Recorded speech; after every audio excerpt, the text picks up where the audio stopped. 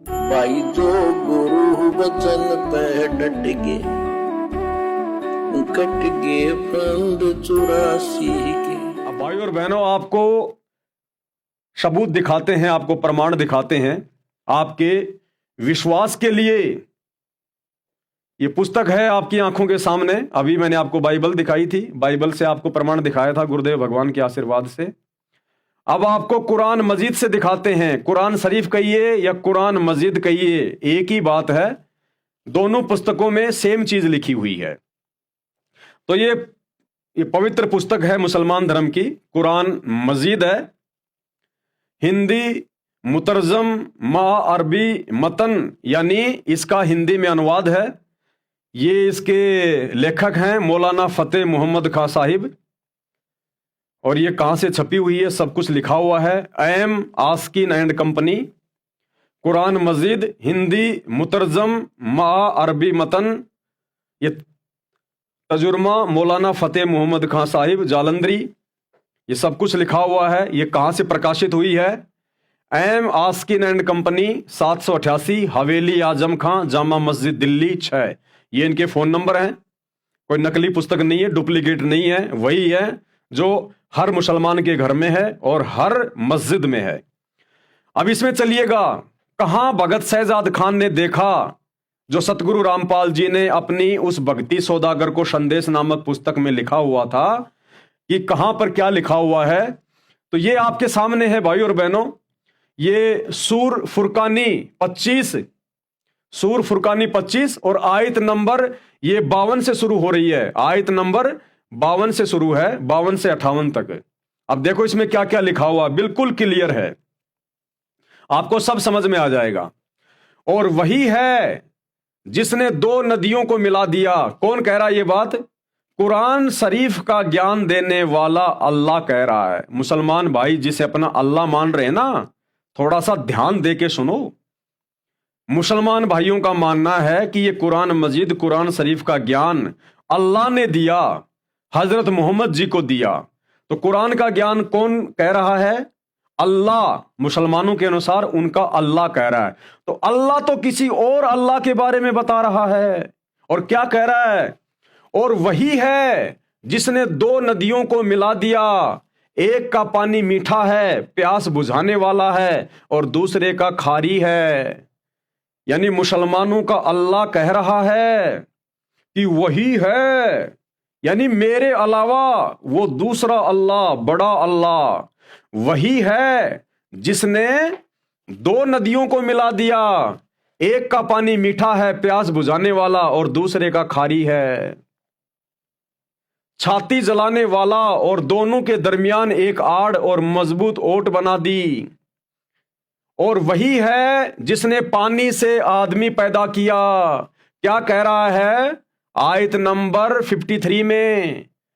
मुसलमानों का अल्लाह जिसे वो अपना अल्लाह कह रहे हैं, वो असल में अल्लाह नहीं है, वो शैतान है, डुप्लीकेट अल्लाह है, जिसको हिंदू धर्म में काल कहते हैं। वो उस दूसरे अल्लाह की ओर संकेत करते हुए कह रहा है, और वही है, और वही तो है। अन्यथा उसको ये बात कहने की क्या जरूरत थी? अगर उसी ने सब कुछ बनाया है तो ये कह देता कि मैंने ये बनाया, मैंने वो बनाया, फिर मैंने ये बनाया। लेकिन वो अल्लाह तो किसी और अल्लाह की ओर संकेत कर रहा है। और क्या कह रहा है? और वही तो है जिसने पानी से आदमी पैदा किया, फिर उसको नसब वाला और दामादी रिश्ते वाला बनाया। और तुम्हारा परवरदिगार हर तरह की कुदरत रखता है। क्या कह रहा है हजरत मोहम्मद को? कि तुम्हारा परवरदिगार, यानी वो स्वयं परवरदिगार नहीं है, उस दूसरे अल्लाह की ओर, उस कबीर भगवान की ओर संकेत कर रहा है कि ए हजरत मोहम्मद, तुम्हारा परवरदिगार हर तरह की कुदरत, यानी हर प्रकार की शक्ति रखता है वो अपने पास में। और ये लोग खुदा को छोड़कर ऐसी चीज की पूजा करते हैं कि जो न उनको फायदा पहुंचा सके और न नुकसान। और वो अल्लाह, डुप्लीकेट अल्लाह, वो शैतान, वो काल हजरत मोहम्मद को क्या कह रहा है कि ए हजरत मोहम्मद, मैं तुझे जिस अल्लाह के बारे में बता रहा हूं, मैं तुझे जिसकी कुदरत के बारे में बता रहा हूं, जिसने दो दरियाएं बनाई, एक का पानी खारा, एक का पानी मीठा, बीच में आड़ बना दी, हैं, जिसने पानी की बूंद से इंसान को पैदा किया, फिर किसी का जीजा साला मामा फूफा ये रिश्ते बनाए। कहते हैं वो परवरदिगार, उसको छोड़कर ये काफिर लोग, उसको छोड़कर ये लोग ऐसों को पूज रहे हैं जो ना कोई फायदा पहुंचा सकते हैं ना कोई नुकसान दे सकते हैं। यानी उस अल्लाह को छोड़कर ये मूर्तियों की पूजा कर रहे हैं, पत्थरों की पूजा कर रहे हैं। क्योंकि उस समय पूरा मुसलमान समाज, जिस समय उस डुप्लीकेट अल्लाह ने, शैतान ने हजरत मोहम्मद के ऊपर ये आयतें नाजिर की, उस समय का मुस्लिम समाज हिंदुओं की तरह पत्थर पुजारी था, पत्थर पुजारी।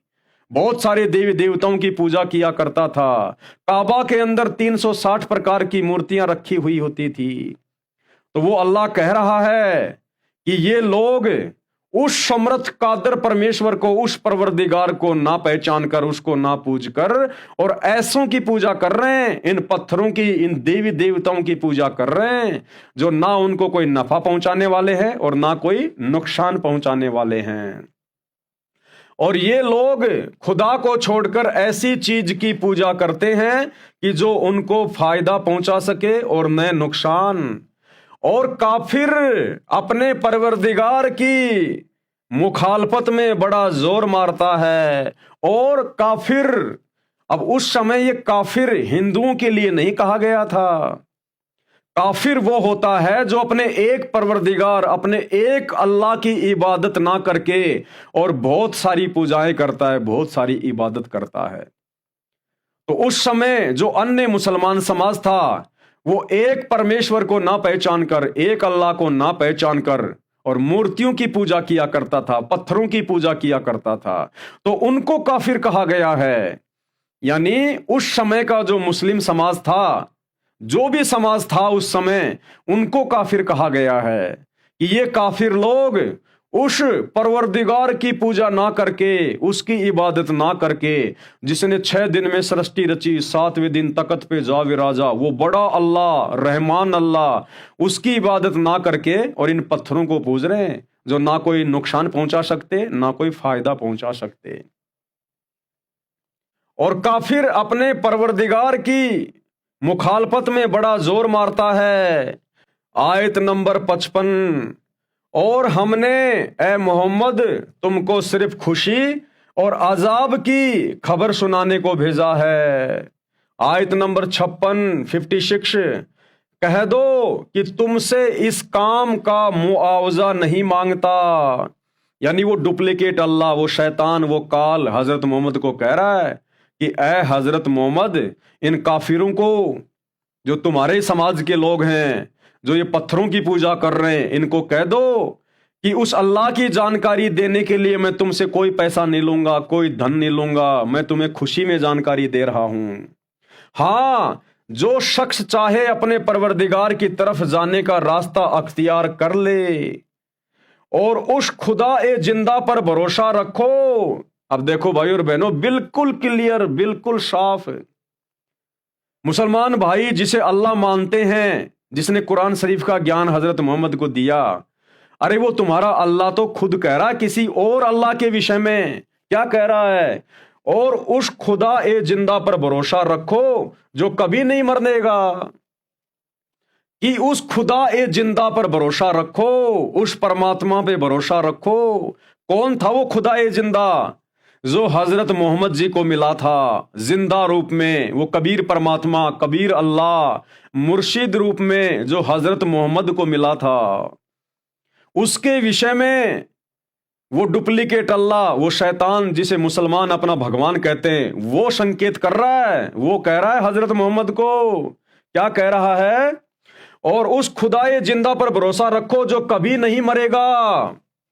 अब अगर अविनाशी, कभी ना मरने वाला, अगर मुसलमान भाई जिसे अपना अल्लाह कहते हैं अगर वही होता, तो फिर वो ये क्यों कहता कि उस खुदाए जिंदा पर भरोसा रखो जो कभी नहीं मरेगा? इसका मतलब जो हजरत मोहम्मद को कुरान का ज्ञान दे रहा है वो तो मरने वाला है, वो तो सदा जिंदा रहने वाला नहीं है, वो अविनाशी नहीं है, क्योंकि वो तो अपने से और किसी अन्य खुदा ए जिंदा पर जो कभी भी मरने वाला नहीं है उसकी ओर संकेत कर रहा है। तो मुसलमान जिसे अपना अल्लाह कह रहे हैं वो भला अविनाशी कहां हुआ? तो ये जो डुप्लीकेट अल्लाह है, जो शैतान है, जो काल है, इसकी जन्म और मृत्यु होती है। ये अविनाशी नहीं है, ये रहम दिल अल्लाह नहीं है, ये तो जबरदस्ती अल्लाह बना बैठा है। अब इसका पर्दाफाश होगा। सतगुरु रामपाल जी ने पूरा पर्दाफाश करके रख दिया है, हर धर्म के धर्म ग्रंथों को दिखा दिखा के। तो क्या कह रहा है वो मुसलमानों का अल्लाह? और उस खुदाए जिंदा पर भरोसा रखो जो कभी नहीं मरेगा, और उसकी तारीफ के साथ तस्बीह करते रहो, और वह अपने बंदों के गुनाहों से खबर रखने को काफी है। यानी वो सबके विषय में जानता है। मुसलमानों को अल्लाह कह रहा है कि मैं जिस अल्लाह की बात कर रहा हूं ना, जो सबसे बड़ा है, जो मेरे से भी बड़ा है, जो खुदाए जिंदा है, जो कभी नहीं मरता, वो सबके विषय में जानकारी रखता है, सबकी खैर खबर रखता है। कौन पाप कर रहा है और कौन पुण्य कर रहा है। जो गुरु बचन पे डट के कट गए फंद 84 के, कट गए फंद 84 के, कट गए फंद 84 के।